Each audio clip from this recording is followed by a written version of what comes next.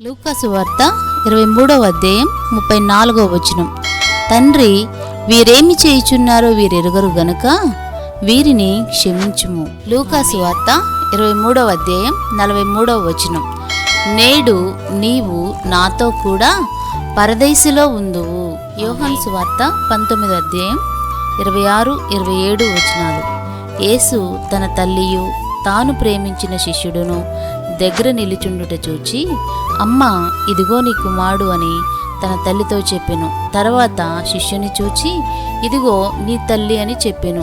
ఆ గడియ నుండి ఆ శిష్యుడు ఆమెను తన ఇంట చేర్చుకొనెను.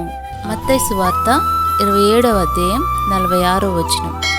నా దేవా, నా దేవా, నన్నెందుకు చేయి విడిచితివి. యోహాను సువార్త 19వ అధ్యాయం 28వ వచనం. అటు తరువాత సమస్తమును అప్పటికి సమాప్తమైనదని యేసు ఎరిగి, లేఖనము నెరవేరునట్లు నేను తప్పిగొనుచున్నానెను. యోహాను సువార్త 19వ అధ్యాయం 30వ వచనం.